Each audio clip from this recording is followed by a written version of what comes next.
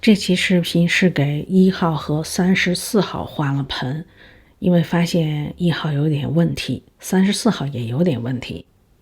1号的问题是有黄叶，也有黄掉的花苞，这一定是很不正常，一定出了问题，所以打开看看盆里头怎么样。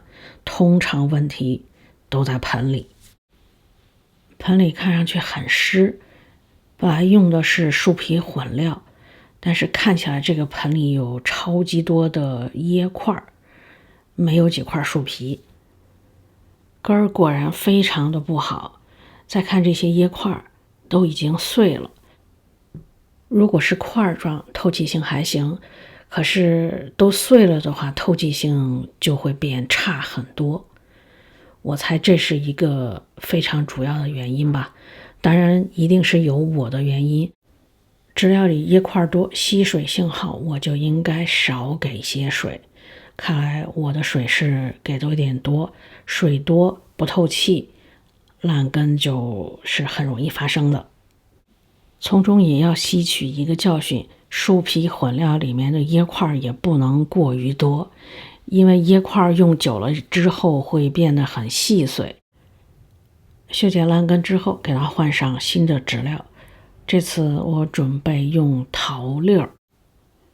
桃粒儿的问题就是吸水性不算太好，但是透气性绝对是非常好的。而且桃粒儿本身是无机物，也不存在腐烂变质的问题。还有一个好处，可能不太受虫欢迎。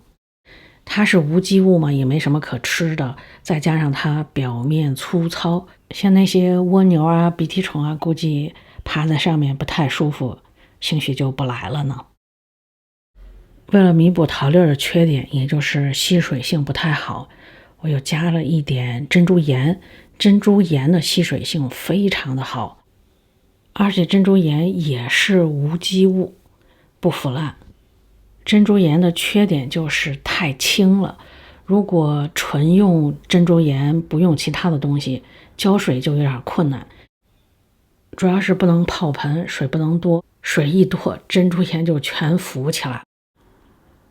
这就换完盆了，把珍珠岩和桃粒结合在一起用，可以取长补短，主要是补充一下桃粒吸水性不足的这个问题。至于说漂浮，桃粒其实也能浮起来，只是没有珍珠岩那么轻而已。所以这盆浇水的方式也主要以浇水为主，不太会去泡盆。外套盆可以保持有一点水，即便是外套盆有点水，也就这桃粒的底部能够接触到一些水，时间久了，上面的桃粒也还是会有点干。混合了这些珍珠岩，看看能不能有所改善。再看34，这个本来就是用桃粒的，它的问题是长歪了，它还带着2个高芽，越来越偏向一侧了，所以给它重新栽种一下。对了，您看它的高芽，就是下面那个先长的根儿，上面这个没根儿。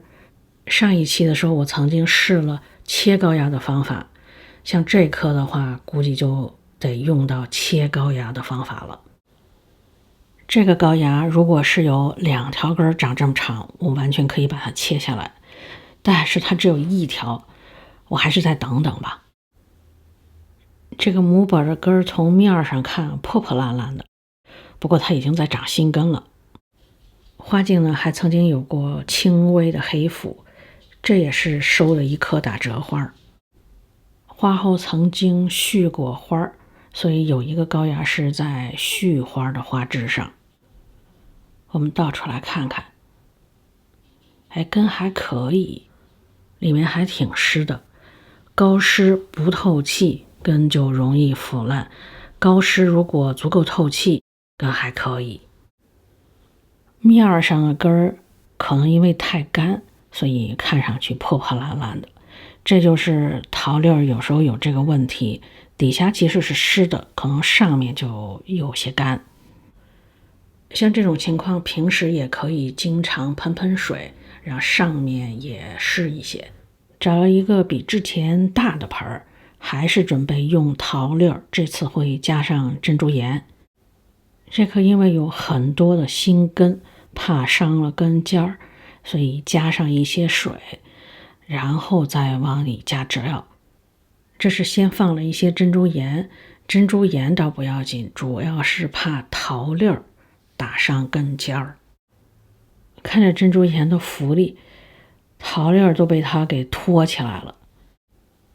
下面有水，可以这样上下提放杯子，借助水的力量让这些植料均匀开。放桃粒的时候要特别小心，我干脆用手护住这个新的根儿，千万别给碰伤了。换好之后就是这样，这两种植料混合在一起使用，我这还是头一次想起来这么用。使用纯桃粒的我是用过的，效果还不错。纯的珍珠岩我没有试过，主要的原因就是觉得珍珠岩太轻了，跟爆米花似的，所以一直没有单独使用过。其实珍珠岩还是挺不错的一种质料，疏松多孔，吸水性又好。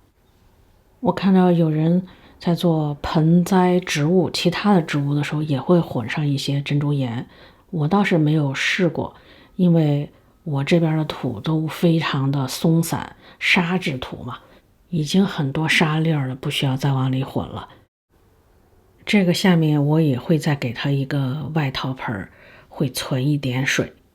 好，这两棵就换完盆了，养一段时间看看桃粒加珍珠岩的方式效果怎么样。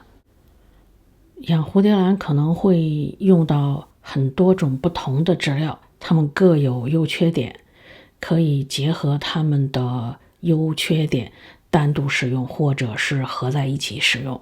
当然在选择的时候还是要考虑到自己的环境。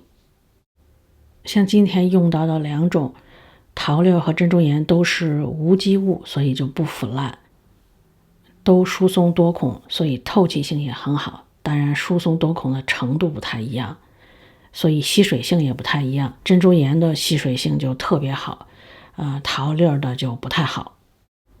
还用到石头，石头的吸水性就非常的不好，但是它很重，所以放在盆底。椰壳的吸水性是非常好的，但是看起来它太容易腐烂了，就是很容易碎掉，变得细碎之后透气性就会很差了。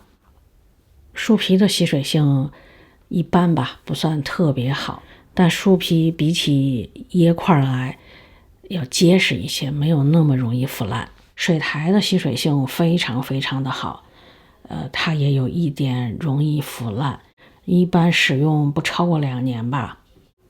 具体使用哪种质料就看自己的喜好和环境的情况吧。